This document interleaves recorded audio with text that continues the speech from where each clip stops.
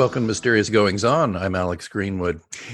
In James Taylor's song, The Frozen Man, he tells a story from the perspective of a 19th century sailor who was blown off the deck of his whaler into frozen seas. A century later, his body is found and he's revived, lamenting being a man out of time.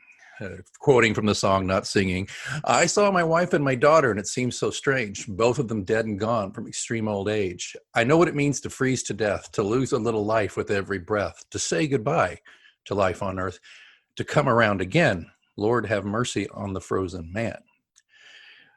Well, that's what came to mind, because during this time of quarantine and isolation due to COVID-19, many have felt the loneliness and also a feeling of being stuck in time, as well as separation and loss of loved ones. Matthew Goldberg's fourth book, The Ancestor, explores the emotional journey of the protagonist Wyatt trying to get back to a life that is familiar. The Ancestor is a brilliant, nonstop thriller that leaves readers in the same haze of desire, uncertainty, and fear as the main character, whose story begins when his amnesia-dazed mind encounters someone who looks just like him. Suddenly, he's flooded with memories of life he is convinced he has lived, but the images take him back to 1898's Alaskan Gold Rush from 120 years ago. He longs for either the life he once had and the love he experienced, or obsesses for a new life that isn't his own. It's a book that makes each of us question our identity, heritage, and fate. I'll tell you, it does for me. So Matthew Goldberg, he's the author of The Ancestor, Slow Down, The Mentor from St. Martin's Press, and The Desire Card. He's been published in multiple languages and nominated for the 2018 Prix du Polar. His first sci-fi novel, Orange City, will be published in 2021. He's the editor-in-chief and co-founder of Fringe, dedicated to publishing fiction that's outside the box. I am intrigued to meet this accomplished author and screenwriter. Matthew Goldberg, welcome to Mysterious Goings On. Thanks so much for having me. I'm excited to do this morning. Very glad to have you. I seriously, a lot of writers might cringe if I quote James Taylor along with their book. James Taylor's great. But that song, The Frozen Man, that's from about 20 years ago, I think. I know that one, but it fits perfectly. It really does. The character is very melancholy because he's been brought back to life, put a peg leg on, new eye, this whole thing. But then he goes to the graves of the people he loved, and he's unstuck out of his own time. He doesn't know whether to embrace this new life or the old. So that's when I read it. So when I read about The Ancestor, that's what blew me away, because while Wyatt, your protagonist, was not frozen in the sea, he does seem to be frozen betwixt two possible realities. Yes. I mean, he basically, depending on how you read it, if you believe that he was frozen or if you think he's just crazy, but if you believe that he was frozen, it literally was in the Alaskan wilderness where he was hunting for gold as a prospector in the 1890s, and kind of an avalanche kind of carried him away. And 120 years later, somehow he magically woke up. There's so many possibilities there. I'm going to ask a couple of basic questions before I get to the meat of this. Have you ever been to Alaska? So I actually haven't. I was planning on doing a book tour there, and then kind of COVID sidelined that. But because it took place in a fictional town in Alaska, I didn't want to be too colored by what I would see. So I wanted a lot of it to still be from my imagination. I did a ton of research, but I thought that would be best for this book in particular, because it has kind of like a sci-fi supernatural kind of element to it as well. Yeah, I was, here I go, chasing rabbits as I do. I was watching over Halloween weekend one of my all-time favorite films, John Carpenter's The Thing. And one of the things that is a major character in that story is Antarctica. Mm-hmm. This barren wasteland where it strikes me as that this wasteland creates this incredible blinding white stage. Mm-hmm. And so what I find interesting about this one is that he's looking back at the Alaskan Gold Rush, where there's hardly anybody there, really, relatively. Yeah. And most people know about the California Gold Rush, the 49ers and all this, but I don't think a lot of people know how dangerous it was for prospectors to attempt to find gold there. So, I mean, it was pretty crazy, right? Yeah, I mean, it was completely different than the California Gold Rush. The terrain, the weather, bandits, there were so many kind of variables that could kill somebody going to Alaska to try to find it, especially if they were going during wintertime. So, I mean, in the book and from all the research I did, many perished. The few that kind of made it to the kind of high points, like a Dawson City where there potentially was gold, some of them really made out amazingly because there were so few of them that there was really kind of gold to share. until that area kind of became a ghost town. People took all the gold, swept it out, and then basically left nothing. So Wyatt reaches that area sort of at its, just after its peak. So it already has kind of been, everybody's kind of calm, taken a lot of the gold, and he's just left to kind of deal with whatever was basically remaining. And that's where he kind of gets basically trapped in time. I wonder if this was this spawned? I mean, certainly you were writing this before COVID, right? Yes. Yeah. 2018. Yeah. 2018. Okay. And forgive me if it's too personal a question. Was this spawned in any way by any sense something happened with you? With any loss you experienced? Yeah. I mean, it didn't when I started it, but my father passed away while I was writing it. And he was quite sick. My father was 90 years old. So it really was just a lot of things kind of happening towards the end. And so when I started it, he was, kind of going through some things. But I don't think I would have been able to kind of capture the loss and touch on the loss had I not gone through it myself. So the book is really dedicated to him. And even though I think somebody reading it that didn't know him maybe wouldn't see that, for me, he's kind of exists on every page, like in every word.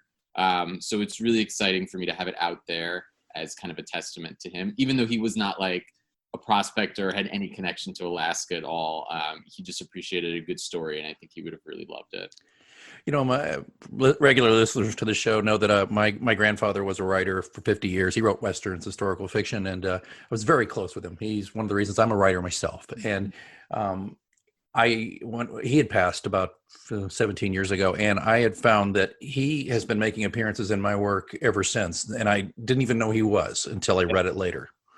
Yeah, I mean, I think it was similar. I didn't intend for him to become a part of the book, but I mean, there's an old character. He's basically, it's a little confusing. He's potentially Wyatt's grandson and also his potential great-great-grandson's grandfather, because he sees a man who looks a lot like him and he believes that he is the ancestor to that man. So he meets, the kind of patriarch of the family, who's around 90 years old, believing it to be his grandson. So that character kind of became my father a little bit, because there's a lot of scenes in the hospital, and it was really just what I was dealing with at that time. So it kind of bled into the work. I don't know if it would have normally, otherwise. But I think that's a lot of being a fiction writer. You're creating these characters, but real people are kind of forming those characters as well. And I think when it works the best is when it kind of subconsciously just flows into the work and it's not like intentional. I'll have every once in a while like a friend being like, is that character me? And I'm like, no, but maybe, who knows, Actually, I just tell him, yeah, it's you. Yeah, sure, yeah, right. And then somebody stepped back and said, but wait, he's a psychopathic murderer. And I said, yes, I know. Right, that's So this goes back. So what other creative influences did you draw upon for the Ancestor? There was a lot. I mean, I'm a fan of reading a lot while I'm writing and making sure I'm reading kind of in the vein of what I'm writing. So I think with this one, I like to kind of bill it as like Cormac McCarthy meets Stephen King. I think those are kind of the two best, influences for it. So I was reading a lot of Cormac McCarthy and a lot of Stephen King as well, in the midst of also reading a ton of, Alaskan heritage and history, and obviously about the Alaskan Gold Rush too. There were a lot of Klondike books that I read too. So it really was kind of an influence of all of those things. And then there's this band I love, Darlingside. They're an indie rock band. And they have a song called The Ancestor. And the initial idea for the book came, it was wintertime, and I heard that song. And the first line is, "Go on, bury me." And I just pictured a man buried in ice and what happens if he wakes up. And the book kind of unraveled from there. So I've been in touch with them and I sent them a copy of the book. So we'll see if they get a chance to read it. They were really like, that's awesome. They were very thankful that their song kind of sparked this. So we'll see. It's a great feeling. I actually did a running gag. I have a mystery series, and invariably there's 7 books. there's a reference to a Colin Hay of Men at Work fame Mhm. song. Mhm. And then finally, in one book, the lead character gets to go on the Today Show, and he actually meets Colin Hay. Oh, And cool. I had a friend hand him all the books at a backstage, and he's apparently looked at it very perplexed and said, "Thank you. I'm quite sure it's all in the garbage." But I had to make sure he knew that he influenced it. No, I mean, look, anybody could be like, I'm such a fan, but for somebody to be like, I put you in the book, or the book was inspired by you to a musician. I mean, that's amazing. I just got a 2-book deal for a young adult series that's coming out next year. And it's about a girl in the 1990s who's very into grunge, who becomes a singer and runs away from home. So Courtney Love actually has a half of a chapter in the book where they almost encounter each other. She kind of sees her in the distance and hears her speaking. So if the book comes out, I don't know. I don't know how to reach out to her, but why not? Like, what is she doing now? Like, maybe she'll read the book. I mean, yeah. I mean, just tell her it's the whole package. Sorry for the pun. Right, exactly. And it's all like as fan service, Yeah. in every way, shape, or form. So I feel like if she ever read it, she would see herself portrayed in a good light. Yeah. Yeah, that's a great way to put that. I appreciate that thought. Thinking back on influences, though, there's S.J. Rosen, a best-selling author Oh of Paper yeah. Sun, Yeah. said this: Jack London on a really dark day could not have given us a better story of loss, fear, and many kinds of, and attempts at, love in the Alaskan backcountry. From the icy opening battle of man versus wolf, you feel yourself in the hands of a master storyteller, and that feeling never lets up. My goodness, my goodness, how do you feel about that? I mean, SJ's a good friend, so it was very sweet of her to write that. This Noir at the Bar series that I do, and a bunch of other thriller writers. They're kind of all over America. So I've gotten to know her through that. And yeah, I think she really nailed it. I mean, the book is really sad, but it's also very hopeful, and there's a lot of other emotions going on. There's adventure, there's intrigue, there's love. There's a love triangle that exists in the book where 2 men are basically in love with the same woman, and for very different reasons. And as you read it, it kind of changes who you think is ultimately going to be with her at the end. But yeah, no, I was really, really happy with that, which is why I put it on the publisher put it on the cover. Yeah. Well, how do you classify this, though? I mean, I'm having a hard time here. It's you keep saying thriller, and I understand it is, and Yeah. and you're a very accomplished thriller writer. But we've got historical, we've got well, Jack London's name's coming. We got literary, we got sci-fi here. Yeah. What is this? It's there's an element in the publishing industry that I don't like, where everything has to be like it's put into this category and it's this box and it's just that.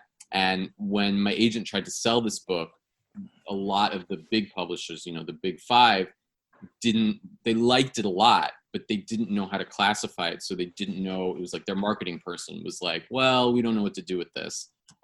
So it made it a really difficult sell. And luckily my publisher, all due respect, loved it for those reasons. He was like, I love it because it's adventure, it's historical, it's thriller, it's sci-fi, it's literary, it's funny in parts, it's sad in parts. And I mean, I think I write thrillers, but I tend to write books that are a little all over the map and could be classified into a bunch of different genres. And to me, that makes it, when you're reading it, go into different directions where it surprises yourself, as opposed to just a book you've kind of always read. A thriller where, okay, there's going to be, the bad guy's going to be, figured out at the end, and the hero's going to, come up on top, and, all these sort of tropes that we just know. And, my book, it's an anti-hero, and you love him, but you also really dislike him as well, because he does some really, really terrible things as his memories of the past start to kind of reform. So you're rooting for him, but you're also not rooting for him at the same time. And I like to think that I just give readers sort of a different experience when they pick up my books. I find this refreshing. I do. And I don't like the being pigeonholed either, because someone, just back to my work. Sorry, but yeah, same thing. It's yeah, it's thrillers, it's mysteries. But I always tell people, my mysteries are easy to solve. It's the reason you read my books, if you do at all, is because I put interesting characters into mysterious situations. sure. So, but I get people, potential agents, publishers. Well, I don't know, is it a thriller or a mystery? I'm like, it's both. What do you want it to be? And then they think I'm a smartass. But But there's an element where I think they're almost not sure of what the audience is, so they almost think that they're dumber than they are. And people who are readers are smart. They're already reading books, and they're reading it for pleasure. So you have an actually smart person, no matter what they're reading, even if it's like 50 Shades of Grey. Who cares? They're smart enough to like take the time out to read. And I think they're hungry for different types of stories, and it's a problem, I think, with the publishing industry. It's why I'm starting my own press, where we're really looking for things that are off the beaten path and maybe a mix of different genres. And I want it to connect more to Hollywood, because I see Hollywood as trying newer things, and not, I mean, yes, there's like big budget stuff that's, like the Avengers, but indie, video on demand, things like that. There's a lot of stories out there that are really sort of unique and different to what we've seen before, that I'm not always seeing in the publishing industry right now. Well, talking about genre or aspects of genre, there's a through line of suspense in this book, Yeah, correct? definitely. Yeah, yeah. How do you get that going? That sounds easier said than done. I mean, it's I've heard the old saw about, well, you're on a runaway freight train, the brakes don't work. That's suspense. I Mhm. mean, but what's your thoughts on that as a writer? I mean, I think suspense is the most important thing. Suspense and tension is the most important thing, obviously in thrillers, but I think in any book, even in a romantic comedy, you need that suspense. Will they get together? Will they not get together? Is there another person going to kind of come between them? And it's really difficult to do. I heard Stephen King actually talk about how he deals with it. And as he's writing, he ramps up the suspense as you're getting to the bottom of the page. So you want to turn the page. And whether that actually translates to the printed version, I don't think it even matters. I think just kind of thinking that way, always kind of ramping up the tension as much as possible, and sometimes you can give your characters different scenarios, in your head, and then kind of think, well, which is the one that's going to maximize the most kind of, butterflies in the reader's stomach or something like that. That's still going to be believable. So I often plot out I'm a plotter, not a pantser, like seat of your pants. So I plot out all my books, but I always leave room for, flying off the seat of my pants. If, it just comes to me where like, this character has to die and that character has to die because ultimately it's going to make for a better book. And then you sadly kill that character and, deal with the suspense that's kind of created from that. Yeah, it's a old question of mine. Usually, are you plotter or pantser? In there, you've already answered it. As I get older and get deeper into what I've been doing, I've been finding I'm more of a pantser. Have been finding the need to perhaps outline a little more than I used to. Yeah. Yeah. I feel like it just saves time for myself. Like the first book I wrote took about 10 years to write. And it was definitely by the seat of my pants. It became my debut novel, but it just took so long and so many different iterations. And I think I also didn't know what I was doing. I was so new to like creating a novel. But these days it's like I don't have the time. So like I will fully, almost like it's a screenplay. I'll plot it out sort of beat to beat, chapter by chapter. And like I'm working on right now the sequel to that YA book. So the sequel to the 90s grunge book. And I spent last week just plotting the whole thing out chapter by chapter. And as you get towards the end, some stuff will change. That's kind of inevitable. But at least then when I sit down, I know what I'm doing that day. I'm not just wasting time kind of thinking of things, So I feel like it allows me to kind of maximize my work potential as much as possible. Yeah, I'm the same way. I do enjoy it when the characters seem to take me somewhere, but I think the corollary to that, as I get older, and a lot of it probably is frankly due to COVID and an uncertain political situation in this country, all these distressors. Yeah, and I think that a couple of things have happened, and that's what leading me into a question, by the way. But I found my attention span has been demolished to a degree.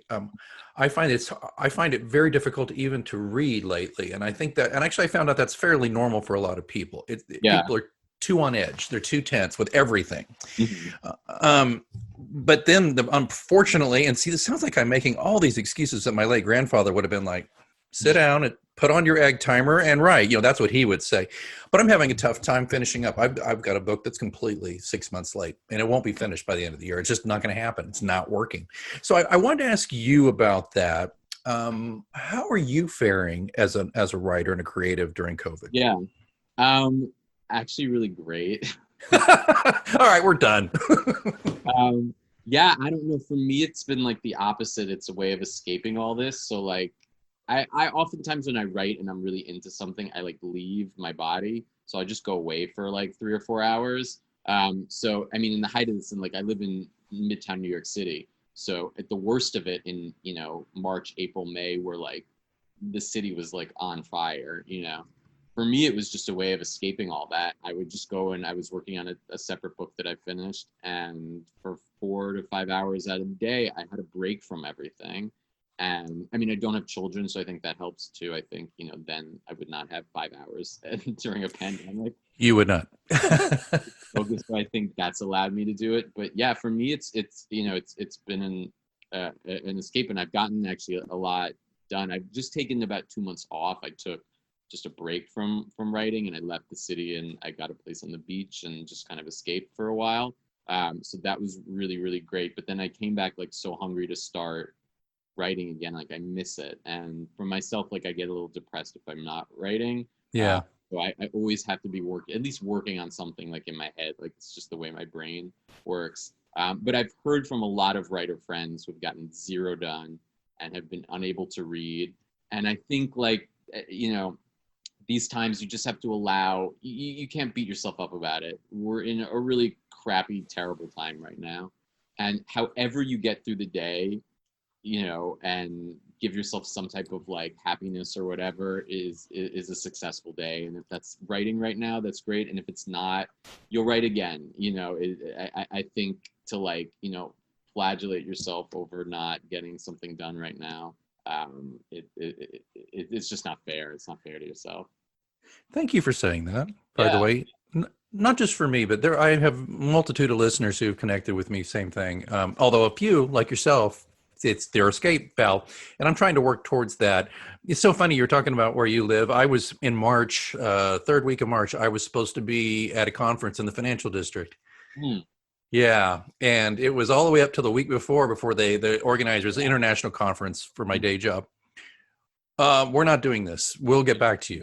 And it's just, they moved it to October, and I'll just never forget, we went online, but I still had my hotel reservation open, and I get panicked. There's a notification that, oh, you got $1,000 worth of hotel that's going to hit, day after tomorrow. You better go cancel that. But I think it depressed me a little further, because not only would I have gone to a conference there, but I would have seen several friends who live there. And New York City has this ability to, considering me, and I'm not knocking where I live, Kansas City, Missouri is a gorgeous city, but New York City has a way of just injecting that creative energy into my veins. I mean, nothing is like New York. I grew up here. I've lived here my whole life. I've lived in Manhattan my whole life except for college. So I'm like as New York as it kind of comes. Like I write every day in Central Park under a tree. Yeah, like not today. Today is 39 degrees. So like today I'm not going to do it. But tomorrow should be like 48. So I feel like tomorrow is a possibility.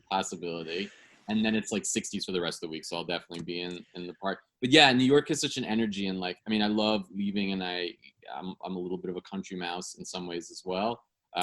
But I think it would hurt my writing not to be here, because there's so many lives and so many stories, and there's just, like you said, like an energy that exists here and still exists. I mean, it went away in April, yes, but like if you walk outside now, all the restaurants that still exist have all their outdoor seats opening, and people are there, and like this notion that like New York is dying, and it's fine, like we're going through a period like everybody is, and if 40,000 people left, we're 9 million people, will be okay, like There almost was too many people here to begin with. Like it's okay. It's all right.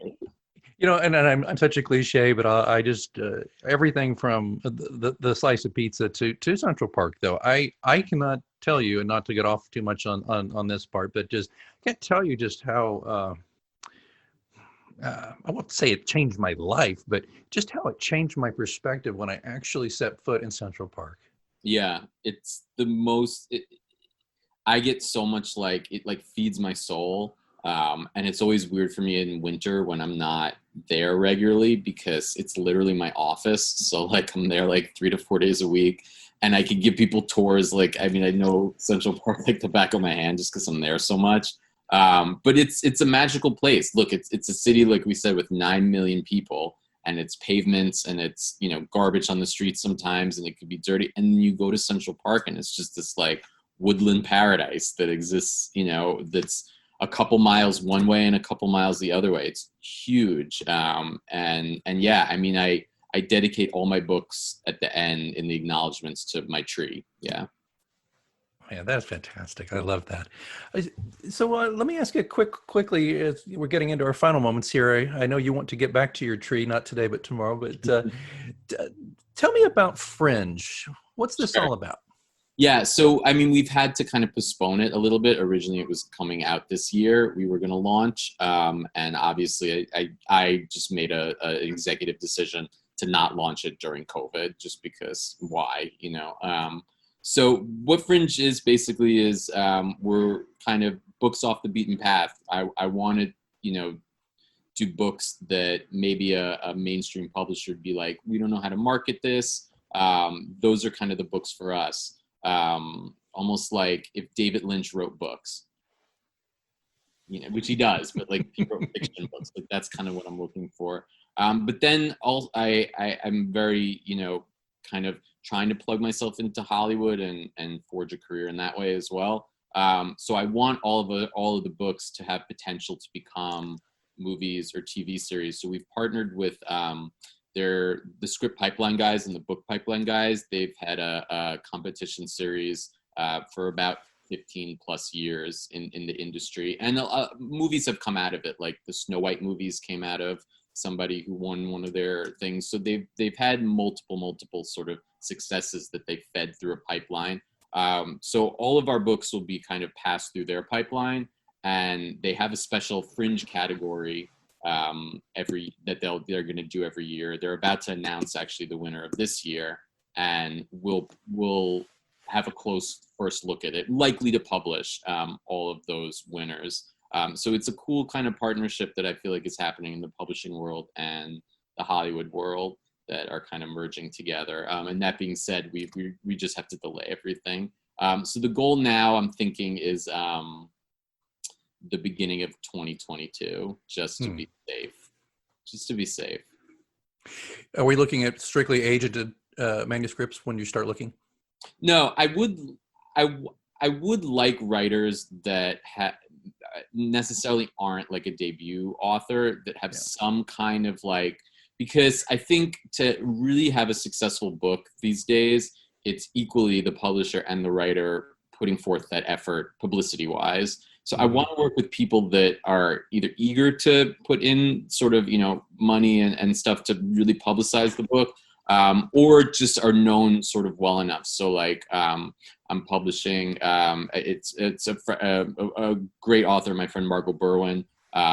She has these 2 novellas that I'm going to be publishing kind of as one package.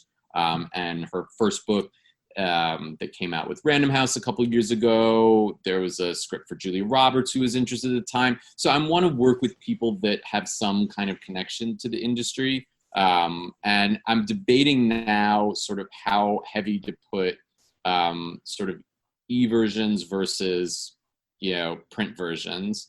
I almost want to start really just and get the work out there, because Hollywood could care less about a print version. So to feed the books to like development people I know as much as possible. And then if there's buzz, to kind of build the paperback around that necessarily, to kind of maximize how much money we're putting into it. So there's a bunch that I'm still working on, and I'm almost glad to have this extra like year and a half to kind of get it as right as possible. But yeah, I think it's I think anything in this industry that's new and different, it's like, why not? I appreciate that. I think it's important because one question I never let an accomplished author escape from the show without asking is this: is where is it all going as an industry? As where I want to know, please, your take on where it's all going. It's a hard question. I mean, with COVID, who knows? I think that's a big kind of variable. There always will be people who read and want books, in print versions and e-versions and audio is like doing amazing these days. So I think it'll always be there. To me, I look at some indie presses and they're just doing more like challenging, interesting things than some of the mainstream. So I would think the mainstream has to kind of figure out some other ways to I don't know, just change things up in the industry. Like, I mean, I'm dealing with something with a mainstream publisher, and I have the movie connections and they want to make the movie, and I'm like, here is this thing, you just have to sign off on it, and it's taking a month right now, where I'm like, just sign off on it. Even if it's a tiny movie, like, here it is. And there's all this red tape, and it's just like, for everybody should forget that. It's like, you're just trying to make books bigger and trying to get them in the hands of people. That's really the main sort of goal. So I hope that there's like younger people coming up in the industry that are thinking of it in different terms and are kind of changing sort of the stalwart almost ways. But we'll see.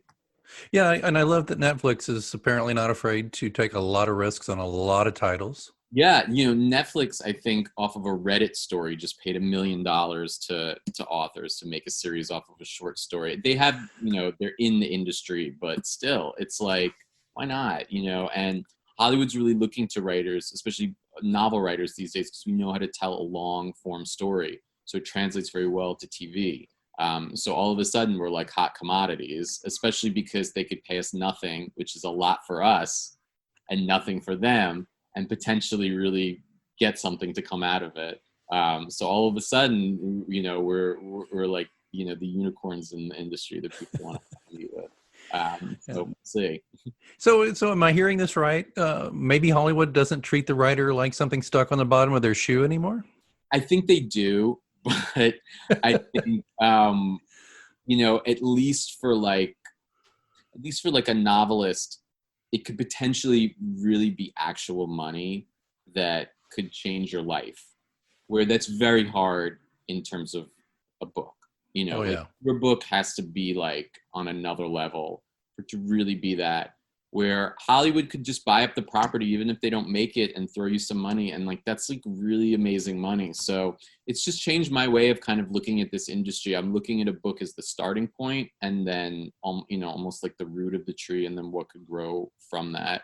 It could be a video game, it could be a TV series, it could be something on, who knows. So I think all writers these days should just don't limit yourself. Like, there's so many possibilities to what your book could become, and like, you never know, you could hit up a producer on Instagram and they could reply. I mean, you have access to people that you never had before. I'm not saying it's going to work, but like, it doesn't hurt to try. We had Burt Weisbord on the show recently, and he's going to come back, actually. He was a producer in Hollywood of, now, I'm probably a little older than you, maybe not, but there was a movie, do you remember Ghost Story, the Peter Straub novel? They made it into a movie with Fred Astaire and Melvin Douglas. Okay, maybe you don't remember, but Yeah.